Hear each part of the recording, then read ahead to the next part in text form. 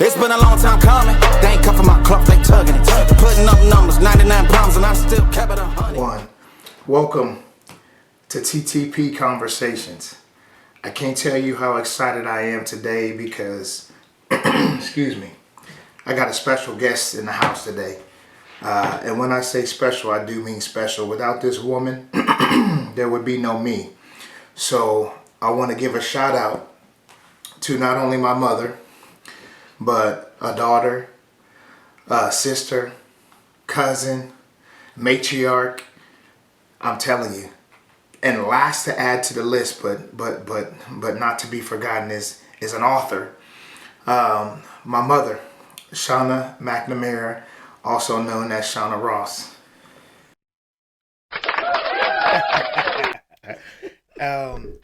Ma, I'm just gonna jump right into it because I don't know why I'm nervous. I never get nervous while I'm on the mic, but I'm nervous because I got my biggest fan in the building, and she's agreed to come on to the show and talk a little bit about some of the processes that we've gone through and been through, and she's also going to share a little bit about her journey, her book as an author.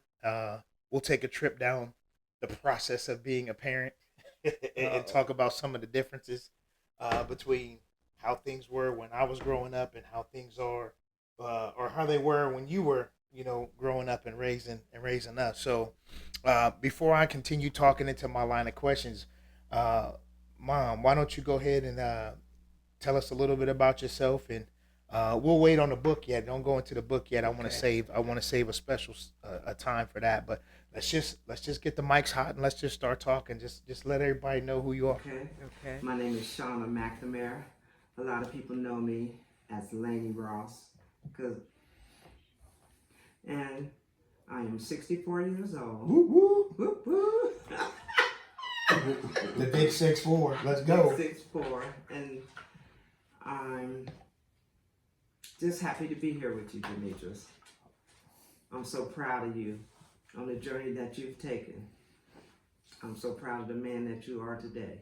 You're a good father, a good brother, a good husband, good grandson. Well, we might have, grandson. well, we might have to start that all over.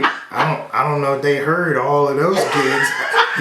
you might have to do that part again. Okay. I like where we was going with that one. Okay, you're a good father. You're a good brother. You're an awesome son, a good grandson, and an awesome husband. Well, I do the best that I can. I mean, I live each day to try to be an example to the kids, like you were an example to us, and I'm just trying to continue on the legacy that you and those that came, your brothers, the uncles, granny, and everybody has left before, Right. and just taking little bits and pieces of things that I remember growing up with, and just trying to do the best that I can. So I appreciate the flowers. Okay. That's what I always call it. Right. Because I wanna just ask you a few questions, because this show is based on authentic conversation, and it's also a segue into just talking about processes. So let's go back. You know what I mean? Let's go back and journey through the process of parenting me. Okay. and what it was like, the processes that you had to go through as a young mother, and what it was like parenting me. Okay. First, it was just you and I. Mm-hmm. When we first started out, we traveled over to Washington State, and you were also very independent at a young age. I wonder where I got that from. Yeah. I wonder where she got that from. So in case you was wondering, that's the real matriarch that you heard in the background. My my granny, my daughter's great granny, is in the building too. Yeah. She escorted my mother down here, wanted to make sure she was going to act right, and she wanted to make sure she spoke accordingly. So, Yeah. Shout out to my granny, Miss Alice Johnson, that's in the building today as well. Okay. And when it was just me and you, we did a lot of walking and traveling, and it was a nice, just a one-on-one. Mm-hmm. I can remember back in the day when you and I took a train. Oh, we rode a train all the way from California to Marion, Ohio. Wow. 4 days and 3 nights. And it was awesome, just spending that one-on-one time with you. That had to have been a process too. Yes, watching you grow and being excited of seeing the things that you see and transferring from one cart to the other cart, how we had to sleep and how we ate on the cart. It was awesome to you. That sounds awesome. And to wind things up a little bit, when you was a little older, you had hair down to your back. Wow. Everybody used to tease you all the time. He's a girl, why you doing his hair like that? And then the peer pressure made you want to cut your hair. See, that goes to tell you right there, that's a real thing. Peer pressure is real. Even when I was growing up, and probably before I was even growing up, just the social pressures and developing a process to be able to make sure you are secure in who you are, so that the outside influences don't force you to change. Again, that's something that had to be learned. But again, it's probably 10 times harder today for kids. If you would agree, than it was for even me and even you, as far as the social pressures that we was under. But as far as that process was concerned, because now I wish I had my hair back, because I'd be out the game right now with as much hair as I had. Yeah. I mean, every kind of braid style I could have went But dreads yours and would have came been back. real. It Yeah, wouldn't been added on. all the way, all the way. But go ahead, man. That's awesome. Yeah, and after you got your hair cut, you was kind of sad a little bit, because you was like, I want my hair back. I said, well, you were crying, wanting to get it cut because everybody was teasing you. So Okay. you had to suck it up because it was gone. I kept a braid for you, a long braid. I still have that braid. Yes. Because you gave it to me. You Yes. gave it to me at one point, and I still have it to this day. Yeah. And we did a lot of fun things together. It was just one-on-one, just me and you. And then further down the line, Derek came. Uh-oh. The smooth one. Smooth DJ. He came. And a year after that, Dominic came. Okay. So it just went in your territory. It wasn't mine no more. I had to share, huh? You had to share. How was I Yeah. in that process with sharing? You wanted to be the boss. Everything had to be your way because you rule. We transitioned. We moved from Washington State. We came back to Marion, Ohio. Okay. And we went through some changes, as every parents do. I had to transition from a relationship to come back home to start over. I had you 3 boys, and I was determined to make it work. I had my mother and my sisters to help me along the way. When we first started out, I didn't have a car. We rode bikes everywhere we went. I dropped y'all off on the babysitter on my bike. I remember put that. Dominic in the back on my bike. I was determined that I was going to make a way for us until we got our car, our first car. Wow. That was awesome. I can remember the bike. I can remember that it had a car seat on the back of it. There was somebody on the handlebars and somebody across the front part of the bar. Yeah. I remember that. That was, we was got a getting bike, it. and then Derek got a bike, but Dominic was too young yet, so he rode in the car seat. Wow. What a It was like process. a car seat on the bike. Yes. So I mean, so let's talk a little bit about that determination. I mean, here it is. I'm hearing you talk about being a single mother, coming from a strong mother yourself, and having that determination. What was it about the determination that you carried that made you go through, that you didn't quit? I mean, basically, anybody could have just made an excuse and sat back or sat around and became dependent on everybody else. But your story's always been different. Every time Right. I think about some of the things that we went through, and I think about some of the trials and tribulations that we had, but I didn't really realize that they were trials at the time, Right. or even tribulations for that matter. But you always seem to push and persevere. I mean, we were on a bike. We were rolling all over Marion. Right. And to make sure ends meet. And I didn't know one way or another. I'm laughing, snickling, and giggling like everything is all Having good. a good time. And I'm having a blast because I never felt any of those hardships that I know now as an adult that you carried, Right. and that you allowed us to never feel that. So talk a little bit about that resilience and that process that you carried. Well, I was determined to make a way. I got me a job, but it still wasn't enough because I wanted more. So I got another job. I had 2 jobs. I held down 2 jobs in order to get us a car and to get a place to live. We finally got a place to live over there on Universal Yeah, Avenue. 558. Let's go. We had a place over there on Universal Avenue. It was a duplex, and I wasn't happy with that, but I was staying there to make it. And I was determined that we were going to make it. Shout out to the Pedraza too, Yes, because yes. low key they was our neighbors. Right. You know what I mean? So my main man Josh and Brandon. I remember. I didn't mean to cut you off. But That's we just good. talking. We Flashback, just talking. yeah. I remember times when I was running around playing in the backyard with them because just across the street behind us was Oak Street, and Josh and I and Brandon and I was always playing in our backyard. Lots of different stories. But the funniest one was when I was about to get in trouble. It's always when I was about to get in trouble or doing something I wasn't supposed to be doing. That I remember we had a little hole in our screen. Yes. You know what I mean? And so there was a screen in the door. So I think I had to be home or wasn't able to be outside at the time, but I was outside playing anyway. And then somebody told me your mom was coming or something like that. So I took off.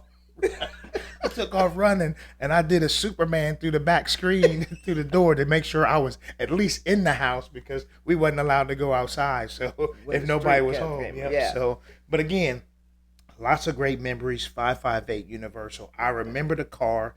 She named it Blue Thunder. You know what I mean? And Charger. it was a Charger. Yeah, absolutely. It was man. It was an amazing car.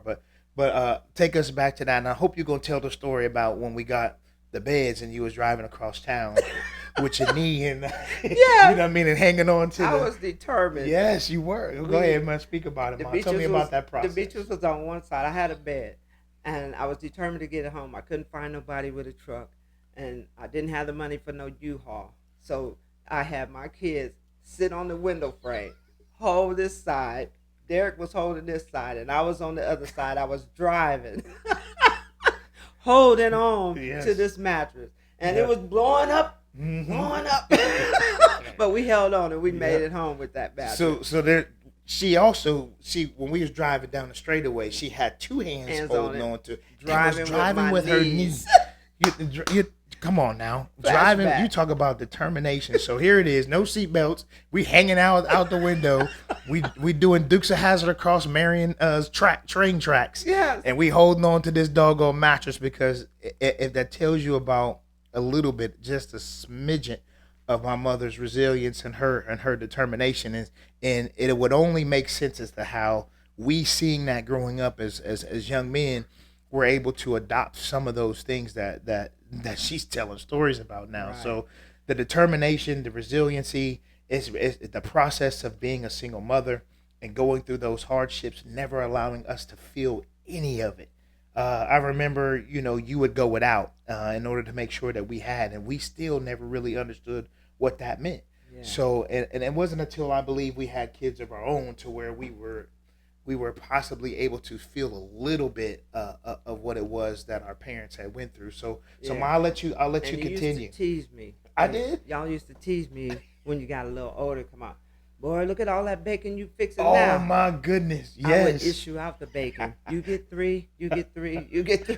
It was rationed for sure, but I gotta back up a little bit and give you some more flowers. She was always getting up. She was always making us breakfast before we went off to school. So, right. And we would sit there. I remember to this day, me and my brothers would have competitions and discussions about, I'll give you this piece of toast or this sausage for this piece of bacon and so on and so forth. Because, I mean, again, we never went without. I mean, today, 3 pieces of bacon, people, my kid gonna look at me like, what's wrong with you, Dad? You know what I mean? Where the pack at? Yeah. I'm cooking packs of bacon at a time, but we always had it. I mean, it wasn't a day that we went without. Whether or not we was getting up eating cereal, whether we was eating oatmeal, we had toast. We had the love of you before we left the house. Right. You know what I mean? So we were nourished, we were prayed over, and you made sure that we had something to eat. We had clothes on our back, and we left the crib with a smile. So, again, the process for you during that time as a single mother, going through the trials and tribulations that you did, and the determination, and how it pushed you and propelled you into the next chapter as we started getting older. Yes, let's speak about that. And I gave you some responsibility. Uh-oh. I the Lord blessed me with a job to be able to work at Oak Street School. I And remember. I could see my house right out the back, out the window. I could see the house from the back. I told you, you guys can go outside and play for a little while. But when them street lights come on, you in the house. When those what, Ma? Street lights come The on. street lights. Yes, you're in the house. And what else? When the street lights was on, you're in the house. And if somebody answered, knock on the door, what? Do not answer. Answer the door. And if the phone rings, do not answer the phone. If it's me calling, I'm going to hang up after the first ring and I'm And going to then call call you back. back. So, Those were some of the rules Yeah. and the responsibility that I put on you guys. Yeah. And it paid off because you guys are very it responsible. did. It young did. men. I had a dishwasher in the crib and couldn't use it. No. You know Only what I on mean? Sundays. Only on Sundays, but she made a great, huge meal for us. But I'm telling you, just the lessons, Ma, to this day, you know what I mean? To this day, I still carry them.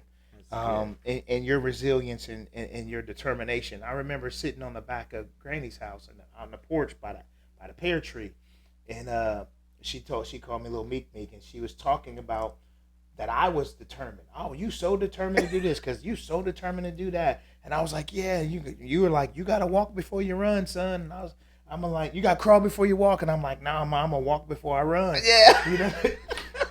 You know? But she used to always say to me that she saw it in me, the determination. And I never really understood where it came from until I had a chance to sit down and look at where we come from. Right. You know what I mean? And look at all the things that most people would say are challenges. Most people would say that are hardships, but to us, it was literally growth and development. Right. And, you know, we never really felt. So when adversity strikes us today as men, we handle it a little different because we don't overreact to things. Right. You know what I mean? I noticed that we tend to not overreact because we've been through some stuff. Mm-hmm. And we understand that overreacting is not going to fix the problem. It's going to probably add to it.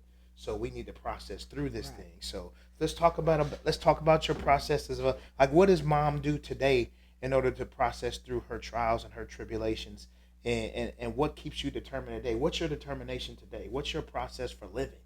I'm just determined to keep it moving. Keep it moving. I keep active. I'm in the Peace and Freedom group. Mm-hmm. I'm in Ladies Hats Off Luncheon. I'm in charge of that. And I go to church. Back it up a little bit. Yeah, let's go. When you guys had to go to church, Yes. it was all right. You didn't mind going to church. Mm-hmm. And I was in the choir. And if you guys cut up, I would put them 2 fingers up and Yes. I would discipline you from the choir. And you guys learn from that. Yeah. You learn your speaking developments from getting speeches in church. Yeah. You learn that. Being able to go Being able to go in front of people and say that starts your building your confidence in speaking in front of people. Like, And what I would you thank have done God if for we would that. have been the cell phone generation? Oh Lord, What y'all would have been in the bucket under the sink for a long time. In the bucket under the sink. Man, Yeah, because because they got cell phones nowadays. and They I just- think to me it hinders the growth and development of conversation. Right. You know, the kids in the generation today become so used to communicating through the device that they don't get to experience social cues. They don't Right. get to experience having a dialogue, going back and Right. forth with someone, using your words. You know what I mean? Yeah. So it's a whole nother challenge. That process is a challenge within itself, and you know, I'm definitely going to do a series on that because I believe today the cell phones are an addiction. You know what I mean? And they're doing things. I mean, everybody's captivated by them. Everybody, you know, you can't really function without them for the most part. Our world is transitioning and changing and constantly evolving, but I truly miss some of those norms, like sitting around the dinner table talking. and you know, no phones. I call it unplug and connect. That's what I call. So take them phones and let's sit down. Let's talk. How was your day? What did you do at school today? What's going on? Let's have these conversations. And sometimes my kids text me in the same doggone house, and it blows my mind. I'm like, boy, girl, why are you texting me? I'm right here. Yeah. Like, come talk to me. Like, you Right. know. So I miss those sitting around the table and having those dialogues and just connecting with each other. But from an occupational standpoint, Ma, let's talk about your determination and your process for where you're at today in regards to where you started, where you are now in your career and where you want to go? Well, I started out with many hats. I wore many hats. I was in the school cafeteria. I worked at Whirlpool. I also worked on the bus route. I also did the custodial part of the school. I've been active in the school for a while. I should have just stayed retired from that. So then I branched out, and when we went to Washington, I worked in a convenience store. And come back home, I started work. I went to Motor Mart. Yeah. I worked at Motor Mart, and now I work at the county building. So that, to me, that's life experience. Yes. To Branch out. yeah, to be able to branch out and do those things, and to be able to experience many different things. To me, it's still about service, because every job that you've had, you're always servicing someone. Yes. And I remember there was rules that you had at every job that you worked too. You never let anybody get away with not speaking to you. So as soon as someone come in and they greet you, you were always the first to greet someone. You would say, "Well, hello, how you doing?" And if they didn't say anything back to you, what was your response then? Excuse me, did you hear me? It only takes 2 seconds to say hello. Yeah. Or it's 2 seconds to say hi. Yeah, You never. having a bad day? Yes. Let's pray about it. Yeah. I would pray with people too. I know, and it's the thing about it is, wherever she goes, there's people who talk about and have stories to tell about my mother, and I think it's the greatest thing. And Derek and I, is my brother, we talk about a lot. What is it to leave a legacy, and how do you want to be remembered? Like, what are people going to remember you by? And saying, have a blessed day. That's the last. I mean, conversation. that's the last thing that you always tell people when you part from the conversation is to have a blessed day. But it's the imprint or the impact that your conversation, that your smile, and that no matter what it is that you are going through, and you can ask anybody who knows you. That's not me. Anybody who knows you, that when having a conversation or coming across paths with you, they are destined to be better off when they leave. Right. You know what I mean? And it's just something about your spirit that everybody recognizes in you, that you're not going to let anyone leave a conversation or an interaction with you without feeling better than they came in. Right. You know what I mean? And there's a lot to be said about that. That's true acts of service right there. Right. And that's being obedient to your calling and allowing your light to shine. Treat people the way I want. Yes, treat people the way you want to be treated. And she's also known for all the younger generation as the candy lady. She's always got a bag full of candy. Yes. And people today would probably think it was a little odd, a little weird. It's a different world that we live in. But they used to always run to the house because they knew. Every kid in the neighborhood always knew where the candy was. So and she never charged anybody anything. It was always here. And she'd go back to the store and make sure she re-upped. You know what I mean? And nothing has changed. When she comes down to see her grandbabies now, she comes bearing gifts. Right. She doesn't leave the house without her bag. And the bag is not just candy anymore. It's all kinds of treats. Yes. So let's talk about this book. Okay. Now, I want to go back and segue into it because we wanted to talk about processes. And I wanted to make a correlation because I'm in the process of writing a book too, and this book is called it's about choices, and there's a series or a chapter in there dedicated to my mother, and it's called The High School Adult. I'm not gonna give you guys too much about the book. You gotta wait. Hopefully, I can finish the doggone thing. It's about starting it as good, but it's finishing it is the thing. But there's a segment on there called The High School Adult, and I'm talking about the generational similarities and differences between when my mother was in high school as a parent, and then when I was in high school as a parent, and then talk about some of the choices and decisions that we had to make, and what processes we had to develop going into parenthood or parenthood. So there's a segment in there called The High School Adult, and you were raising me or had to make a choice about me, as I had to make a choice about my oldest, who, mind you, we were both 17 when we had our first child. So Kasia Ross is my baby girl. She's not a baby anymore. She's grown woman doing her thing, handling her business, into her niche. It's found her why, and I couldn't be more prouder of her as well as the rest of my children. But Kasia was the first. She was like me, the first. And there's a lot of correlation, a lot of similarity, and a lot of association that we have with each other when it comes down to it. But what I find very, very fascinating is the decision making and the choices that went along the way into the process of parenting our children. This book, and I'm going to open it up and give you the opportunity, but Kasia changed my life for the better. She grounded me. And she started the process of grounding me, I should say, because it took I'm still trying to figure out how to stay grounded because every day I'm learning. But it was something about having my first child and having that responsibility, and then all of a sudden, I remembered all the things that I was taught when I was a child, or that I heard or that resonated in my ears about some of the lessons and about some of the things that I wanted to make sure my kids didn't feel because I didn't feel. But I also want to talk later about how I robbed my children of some of the experiences that I had because I tried to harbor and protect and make things better as if they were bad to begin with. But anyway, there's an author also in the room, and I wanted to make sure I gave her an opportunity to talk about her book. The book is called Songbird, and it's a beautiful rendition. Now I feel bad because I told my mother I was going to read the book. I haven't finished it yet. Okay, so we're going to talk through it, and I haven't finished it. And the reason why I haven't finished it is simply because I have not made the time to. I was giving her all kind of excuses before about I got to go here, I got to do this, and when I do sit down, I just fall out and want to ready to go to sleep. But at the end of the day, we make time for the things that we want. So I'm going to make time to finish this book because it's dear to my heart, as you are. But I wanted to give you the opportunity to talk a little bit about it, the process of going into writing this book, and what it means to you. Okay. Shout out to Laura Troutman. It was her vision for the Peace and Freedom ladies to all come together. It was a way that we could raise money for our J.W. Harris Scholarship Foundation that we do for the Marion community, where we help raise money to help send people that don't have enough money to pay for their books or tuition. That's awesome. Or don't have enough money to eat.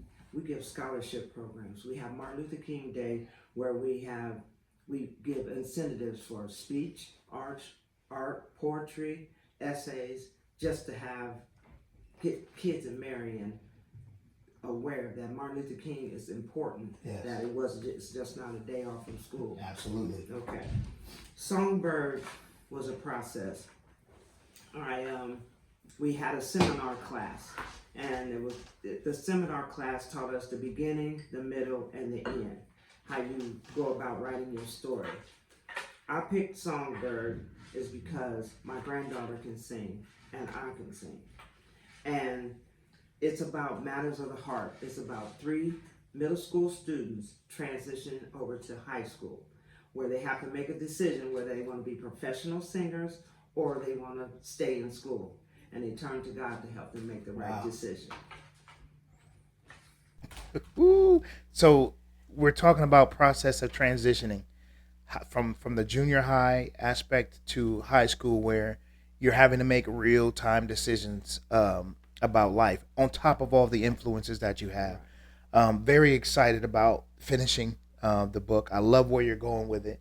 I love what it represents, and I'll make sure you guys have that information in regards to the peace and freedom movement that's happening up in Marion. I'll make sure you have the information, contact information. If there's anybody who wants to contribute, who wants to listen, who wants to purchase a book or get behind the organization and support what they're doing, I'll make sure you have the information to be able to do that. So thank you for sharing that again. Yeah, and one more tidbit. Songbird. It also is matters of the heart. Yes.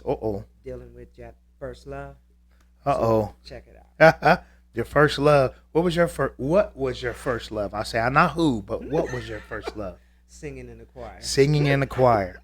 So, yes.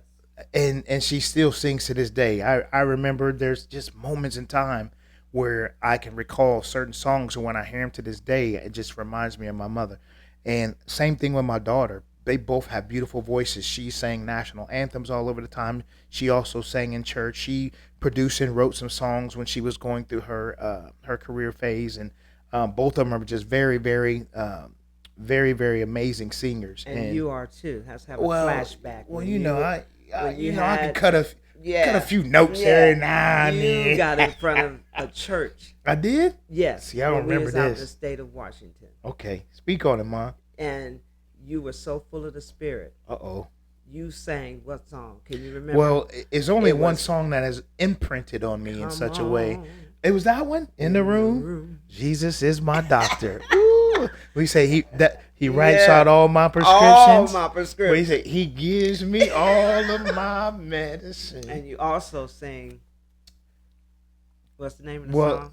so that's this next segment. See, she Okay. so she want let's when I spoke about imprint, this song here, my biological father. Right. You know what I mean? He the first time I heard this song was when there was a transition in my life to where he was present. Mm-hmm. And when I seen my mother and I seen my father up and they were in their element and he was singing this song, you know what I mean? You want Yeah. to drop the name of it? It's called The Storm.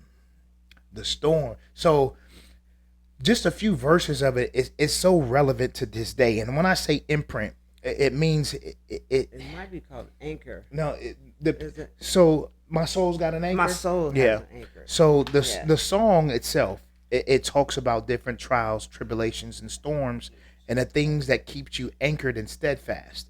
So when I heard, there was a time again when I was transitioning, that I heard him sing this song for the first time, and him and Mom was up on the stage and they were doing their thing in church, and I will never forget it. And it was one of the songs that when I hear to this day, it brings me a sense of peace, and it reminds me of that time. It also allows me to go back and embark on my own trials, my own tribulations, and understand that I have an anchor as Yes. well that keeps me steadfast Yeah. and immovable, unmovable. in spite the tide. So yeah, so I thank him for that, because that song has had the biggest imprint on my life because of the relationship that we have, as well as my mother and them being in their element and me being able to see that. I will never forget the way that has imprinted me. So I want to transition again. Again, we were discussing the Songbird, and again, some of the things who have in situations that have imprinted us growing up, and we're talking about process. I'm having an authentic conversation with my mom, the matriarch, the woman who has made it all possible, who has always been my biggest fan. And I can't tell you how much I appreciate her always being there, no matter what it is that any of us is going through, or anyone up there for that matter, around the world. I mean, she will give her last to make sure someone else had something or was able to have something. So again, shout out to my mother.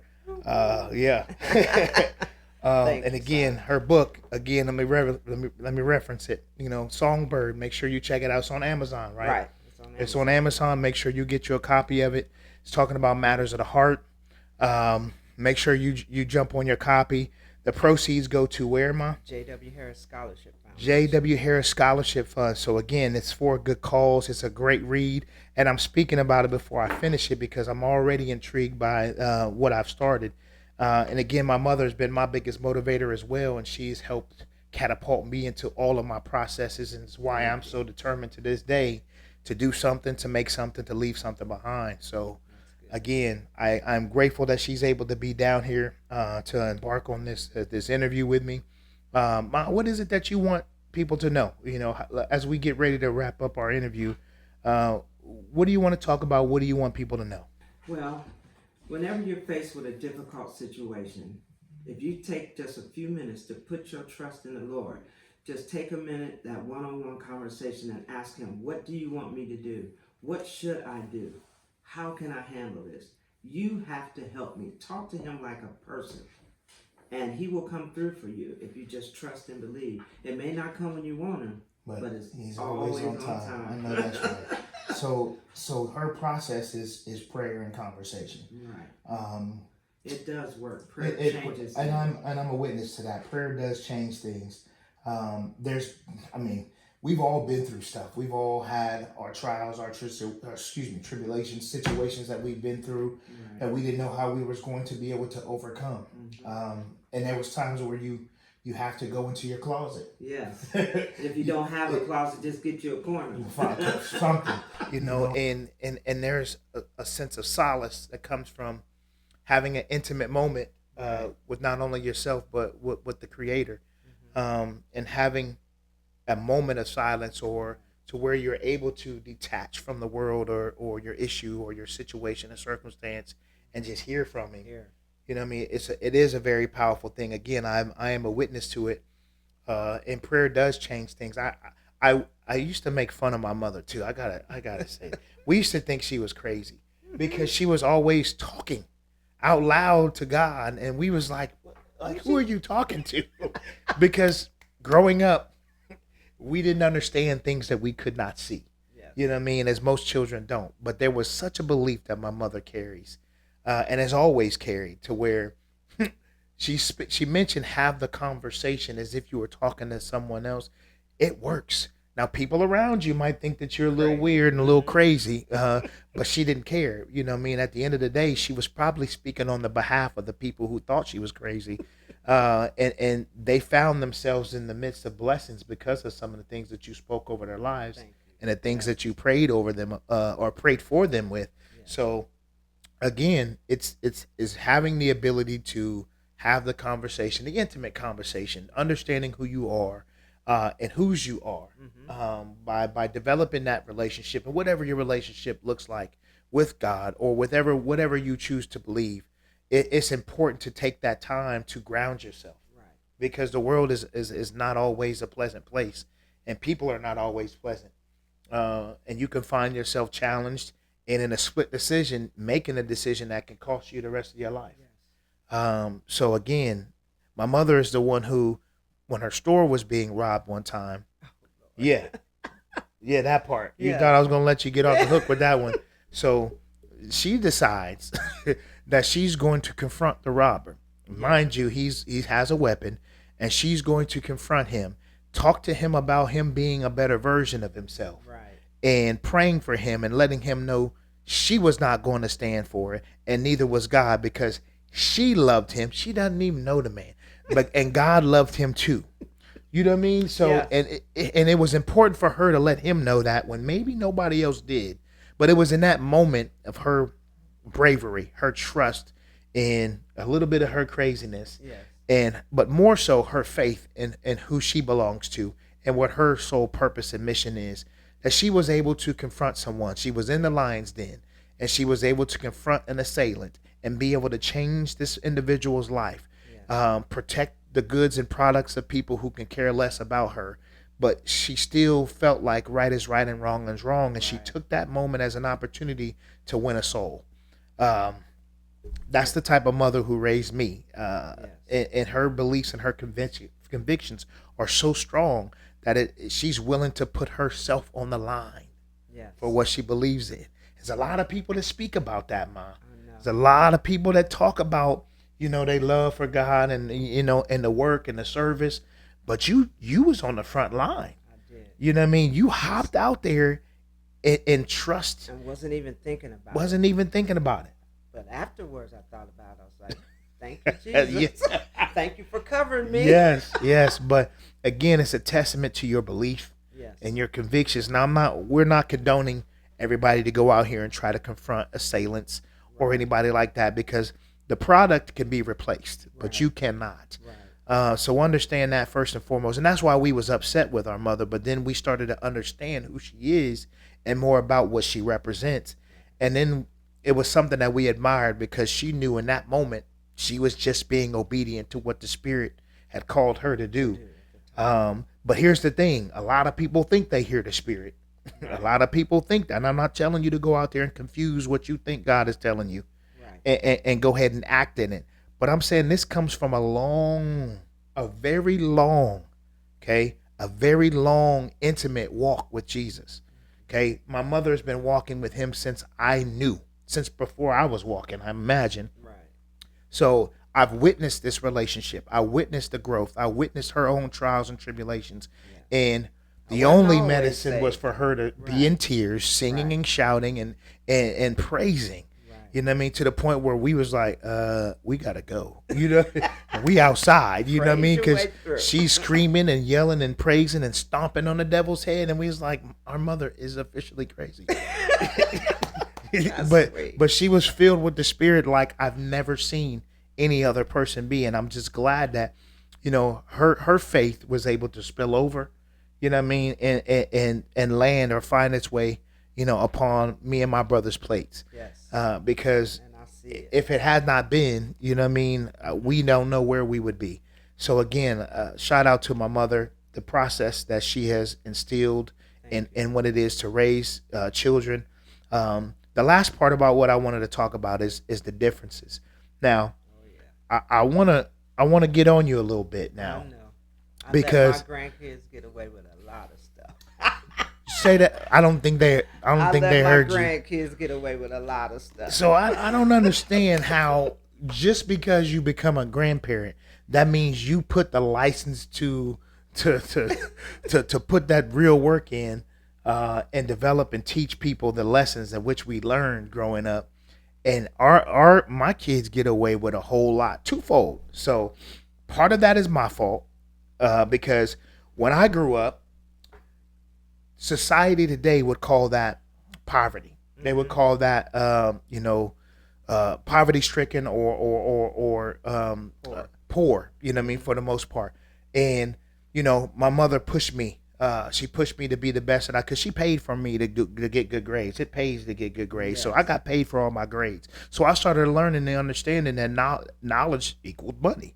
You know what I mean? So I was like, well, shoot. And because she was not able to graduate because she made the decision in her process to have me. So that caused her to have to go into adulthood before she was able to finish high school. So I dedicated my not only high school graduation to her, but also my first degree and then the second degree after that, because I'm the product of her education, as well as my brothers who went on to receive master's degree. You hear me? Thank you, Jesus. All based on, give it up. All based on the determination that she had for us to be the best versions of ourselves. But let's take it back. Now, in me trying to create a different, a better, so to speak, environment for my kids, I've robbed them of some of the challenges that I grew up with that helped mold and shape my character. But then there's this thing called when Granny comes into town. You know what I mean? I'm thinking, oh yeah, you wait, Ma, tell them what's going on and how they da. And she be siding with the grandbabies, and she brings gift to the grandbabies, and I'm sitting there waiting on Mom to go ahead and go off on the grandbabies, and I'm like, go off on the way that you went off on me, talking about this gonna hurt you more than it hurts me. And I'm like, well, where's that at? We don't get none of that. They don't get to see. So now I lose credibility because I'm telling them, well, when I was your age, my mom bop, bop, bop, bop, bop, whoopty blam. And they like, mm-hmm. And then when Granny come home and I'm like, tell him, Ma, tell him. She like, well, and that's okay. And they just, and she giving them candy and giving them chips and pops and snacks. And I'm like, hold up. So let's talk about that process. At what point did that change in the rules go out the door about putting your foot down or in their neck or in their butt or wherever it needed to be to being so, as I said and my brother said, so soft. Well, see, that's what happens when you become a grandparent. You let the parent do the hardcore stuff like I was. Grandparents, they take it easy on the kids. Take it easy on them. Because that's their second round. Okay. And they get to be mellow. They get You to be mellow. get to be hard. Ooh. We get So, to be mellow. Man, look. Sometimes I'll be trying to call on reinforcement. And Mom come down and talking about, you see them trees out there? Go ahead and pick one. And they looking at me like, for what? you trying to start a fire or something? Yeah. And I'm like, what you mean? It's different. They don't know about that. But at the end of the day, Oh, shit. we got good kids. We Right. got good grandparents. We got great kids. You got great grandchildren. Yes. But Thank you, Jesus. there is a lot lost in translation with this new generation. I don't want to say new generation, this next generation. Right. I was looking at some social media feed the other day, and it was talking about the difference between how generational fathers discipline. You know what I mean? And the fascinating part about it, when I captured that video and I sent it out to my kids, like, which one am I? Baby boomer, millennial, Gen X, which one? They said, Dad, you are a combination of all of them. And I'm like, well, what you mean? I thought for sure they was going to nail me for one, but there's times today where I am the silent parent, where I just look at you and then my kids start explaining stuff. And I didn't even say, I'm just looking at you. And then there's times where I'm coming in like, hey, didn't I ask you to, and then it's on and popping. Yeah. And then I very seldom find myself the Gen X where, well, actually, I'll take it back. Kasia called me on it where she was like, yeah, you like to sit down and you like to talk and you like to process through everything and make sure everybody understands where you're coming from. And I'm just like, oh, okay, my bad. So there's nothing wrong with being a product of every generation and taking some of the good from all of them and instilling them into these children today, and being able to walk in it and hold it down. So I guess there is a little bit of room. I'm not a grandparent yet, but I don't know if I'm going to be as soft. Yes, you will. She says I will. Well, you're probably right, because I'm already looking forward to spoiling them with the Jays and all kind of stuff, spending time, put a basketball in their hand or something like that, a football. But again, it's I can't tell you how honored I am, Ma, to have you here, just having a conversation. You know what I mean, with me. So proud of you. TTP Conversations, it's authentic. We try to keep it as genuine as possible. We try to talk about as much as possible in regards to what's happening in the world today. Want to go jump into no politics right now. Just want to keep it where we at right now, because I like the space that we in. Celebrating our children, celebrating the generations. Like I said, we are fortunate enough to have my granny is in the building. She went out there to where the fireplace was at. She was done fooling with us at this point. She said, y'all taking too long. Y'all just up there talking. But no, again, just shout out to everybody who's come before and made, who's imprinted on me and my brothers and gave us the experiences that we did and actually held us to the fire so that we could be the best versions of ourselves, which is what we're trying to do with our own children. So, again, TTP Conversations. Mom, you got to close us out though with something. You got to trust the process. You got to leave us with something that's going to resonate. Now, the last thing she left us with, I want to make sure I reiterate that, is when you feeling down and out, you know what I mean? Develop your relationship and call on them, speak to them, and spend that time in prayer, and call on him. And she stated he might not call when you expect him to or answer when you expect him to, but he's always going to be on time. So that's awesome. And again, I live by that to this day. I'm grateful that it was instilled in me along with many other values and virtues. I still ration my own self out bacon because of my mom today. I don't know why. There's nobody telling me that I can't eat the whole pack of bacon. Right. But I still give myself 2 to 4 pieces of bacon to this day. And I'm the one making it. How about that? But Ma, close us out. What do you want to leave everybody with? Okay. Don't move my mountain, but give me the strength to climb.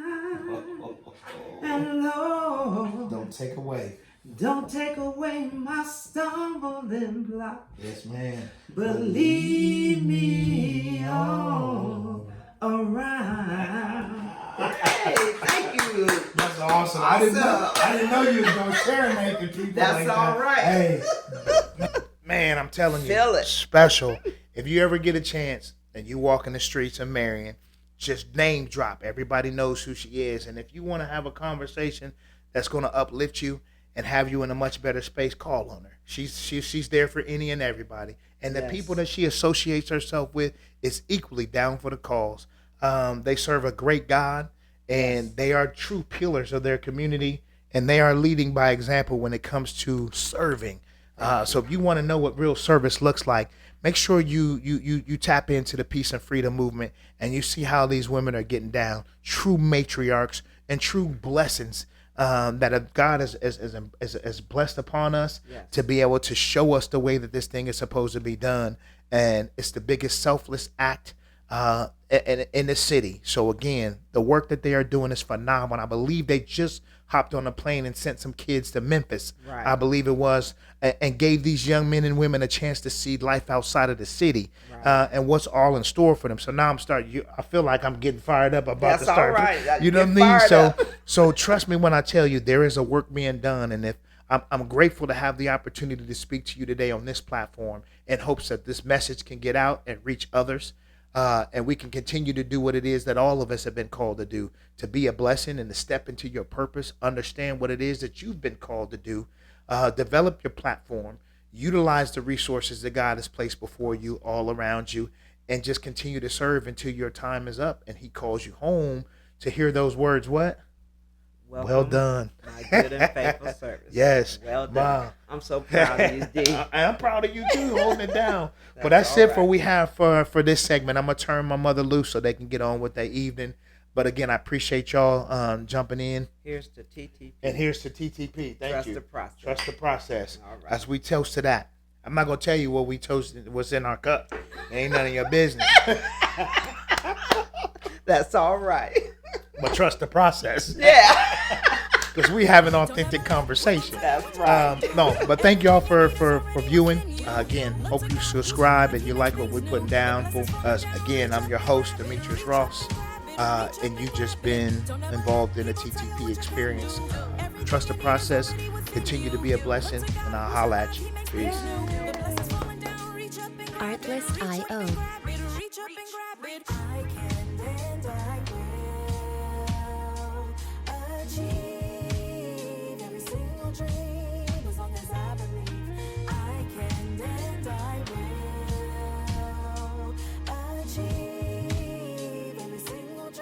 Music licensing reimagined.